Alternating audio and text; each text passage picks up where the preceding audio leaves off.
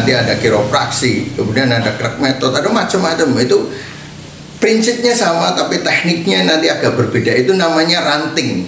Jadi cabangnya sama di satu cabang perbaikan tulang belakang, tapi nanti rantingnya mereka punya metode masing-masing. Yang itu intinya adalah menyelesaikan persoalan. Nggak ada masalah, teknis itu boleh banyak itu. Yang penting tidak boleh keluar dari prinsip gitu. Itu seperti itu. Kemudian nanti ada patah tulang. Patah tulang. Nah, ketika Anda mengerjakan hanya salah satu di sini, cabang di sini, maka Anda ketika Anda mengerjakan ini tapi tidak mempelajari yang lainnya, ini buta. Berarti Anda akar yang di sini tidak akan bisa maksimal memahami semuanya. Maka di batang pun tidak akan besar sebagaimana mestinya. Tapi kalau Anda mempelajari semuanya, Anda tahu prinsip-prinsipnya, maka ini semakin besar, ini batangnya semakin besar. Walaupun Anda bukan ahli tekniknya, istilahnya Anda belajar tahu, maka tugas Anda nanti apa? Memberi rekomendasi. Oh, ini harusnya diperbaiki tulang belakangnya. Dan ini tekniknya begini. Anda tahu, tapi saya bukan ahlinya, maka saya rekomendasikan untuk ahli yang tekniknya seperti ini, teknisnya Anda bisa mendatangi ahli ini.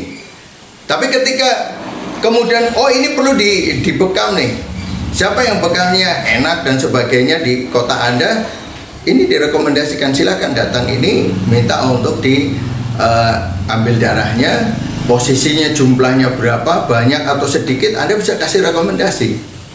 Nah, ternyata penyebab penyakitnya apa? Oh, ini masalah gizi, ini kurang makan.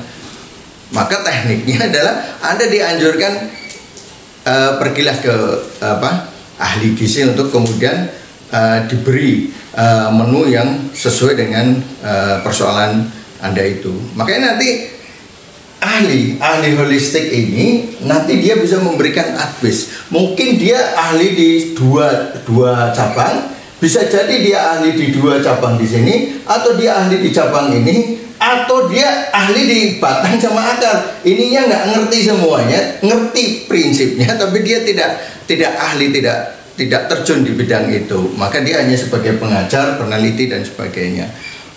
Itu bisa itu. Yang penting prinsip-prinsip ini nih. Tapi kalau nanti keahlian di teknis, ini pasti jago, yang memang pelakunya ini mesti jago, lebih jago daripada yang diagnosa. Tetapi yang ahli mendiagnosa bisa tahu dia harus diarahkan kemana. Itu kelebihannya. Maka kalau dalam satu klinik sebenarnya nanti ahli diagnosa itu di depan. Dia tukang diagnosa, lihat lidah, wawancara dan sebagainya. Nanti tinggal Anda masuk ke ruangan sana, Anda minta dibekam di sana. Anda silakan pijat di sana. Anda silakan ya. Itu dia penting sekali tugasnya. Maka tidak bisa orang itu berlaku sendiri. Satu tim. Itu.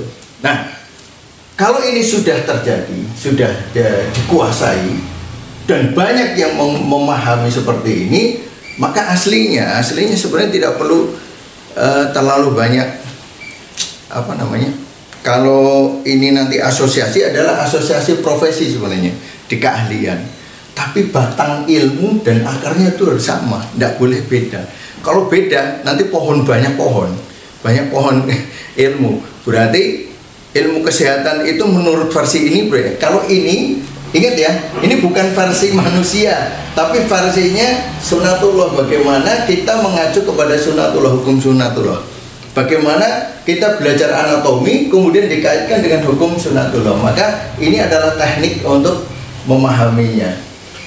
Dan ini bukan milik salah satu orang. Semua orang mungkin Allah beri kemampuan untuk ini, kemudian dimasukkan ke klasifikasi ini, kemudian untuk menyempurnakan semua yang ada. Itu seperti itu. Jadi yang saya pelajari antara kedokteran barat dan timur sebenarnya prinsipnya sama, hanya paling beda bahasa. Beda bahasa, bisa cara menyampaikan, hanya itu, prinsipnya sama. Kenapa? Yang punya ilmu satu, yaitu Allah. Kalau yang punya ilmu Allah nggak mungkin bertentangan. Kalau bertentangan berarti kita yang nggak paham. Jadi kalau Anda masih menganggap semua ilmu itu milik Allah, harusnya tidak bertentangan. Tapi kalau Anda masih bertentangan dan masih kekeh masing-masing, berarti Anda tidak mentautkan satu ilmu dengan ilmu yang lain. Anda tidak akan mendapatkan ilmu Allah yang utuh. Kenapa? Ego kita. Nah, kita lepaskan ego kita satukan. Barat dan timur itu seperti keping mata uang, kanan dan kiri. Ini uang, tapi kalau kiri saja bukan uang, kanan saja bukan uang, harus jadi satu. Nah, kalau ini pendidikannya sama, coba kita lihat. Kalau pendidikannya sama, tenaga ahli dia praktek. Prakteknya di mana? Rumah sehat misalnya. Ini rumah sehat, tenaga ahli praktek di sini dengan cara pandang yang sama. Terus tenaga ahli dengan cara pandang yang bersama, dia tidak praktek, tapi dia membuat pabrik. Saya memproduksi makanan kesehatan, saya memproduksi herba yang dibutuhkan oleh tenaga ahli. Karena cara pandangnya sama, maka bisa komunikasi ini. Misalnya, tolong, saya ada penyakit yang disebabkan karena masalah kekurangan, karena masalah stagnasi. Jenisnya apa? Jenisnya sampai detail disebutkan. Tolong bikinkan ramuan ini. Maka dibuat pabrikasinya, dikirim ke sini. Ini dapat duit, ini dapat duit. Dan ramuan yang dibuat itu sesuai standar yang menurut ini, bukan menurut ini. Kenapa? Menurut ini berarti karena ini petugas pabriknya adalah juga berasal dari pendidikannya sama, nyambung. Maka kalau nyambung nanti jadi satu, ini satu kesatuan. Nah, sekarang kalau pendidikannya beda, tenaga ahlinya pemahamannya begini, pabrikasi pemahamannya sebelah sini, yang ini di sini. Ini mau masarkan ke sini nggak match. Maunya dia tidak bisa diterima oleh ini. Terus keinginan dia tidak bisa diterima ini. Ini yang terjadi hari ini. Itu. Nah, beda dengan kedokteran. Kedokteran itu pendidikannya sama. Muncul nanti apoteker. Apoteker ya sama belajarnya. Sama. Tenaga ahlinya sama. Maka komunikasi bisa. Itu. Kalau masih memegang teguh pada ilmu. Tapi kalau sekarang herbalis, wah ini udah dari sini sudah beda, ini lahirnya beda-beda, pabriknya juga beda. Ini dipegang apoteker yang tidak belajar herba, ini mempraktekkan herba dengan pola yang berbeda, dengan ilmu yang begitu banyak, akhirnya kacau, tidak bisa, kita kayak pecinan. Kalau Anda menginginkan Indonesia itu menyaingi Cina, tidak bisa. Kenapa? Cina itu pendidikannya sama. Anda lihat TSM, mau di Cina, mau di Indonesia, mau di Inggris, mau di Eropa, mau di mana negara manapun, masuk ke India pun ilmunya sama, tenaga ahlinya sama, pabrikasinya, pemahamannya sama, sampai ke petaninya, nanti di pertanian sama. Jadi kalau Indonesia ingin maju, ini katanya 2024 itu Indonesia apa? Maju atau Indonesia hebat? Ya, kalau Indonesia mau hebat, jamunya, ya. Kalau Indonesia mau hebat jamunya, ilmunya harus sama. Nanti tenaga ahlinya sama semuanya, dan pabrikasi tenaga ahli di pabrik nanti harus sama, memenuhi keinginan daripada tenaga ahli ini, dan dia paham yang dimauinya. Itu. Nah, ketika pabrikasi tidak mungkin bisa memenuhi semua harapan ini. Cina begitu menyebar tenaga ahlinya, pabriknya ada, tapi tidak bisa memenuhi semua keinginan daripada ahli herba Cina. Maka yang berkembang adalah resep-resep masing-masing pecinan. Dia buka pecinan, dia punya resep. Dia buka pecinan, dia punya resep. Nah, akhirnya karena ini tidak bisa semuanya di atas ini, maka terjadilah pertanian masuk ke selain ini ke sini. Nah, maka pertanian akan maju. Caranya begitu. Nah, hari ini kita mempelajari ilmu pohon ilmu supaya apa? Anda mengerti kenapa Cina hebat. Itu. TSM itu belum bisa di ini. Yang hari ini kita harus mau mengakui bahwa mereka belum bisa diungguli oleh teknik pengobatan yang lain. Karena mereka sudah dahulu modelnya begini. Yang bisa seimbang adalah kedokteran barat. Nah, kalau orang Indonesia mau berkembang dengan ilmunya, maka dia harus satu pendidikan yang sama, pemahaman yang sama, kemudian menghasilkan tenaga ahli yang sama, pabrikasinya dengan pola yang sama, kemudian akan muncul pertanian. Insya Allah akan hadir seperti itu.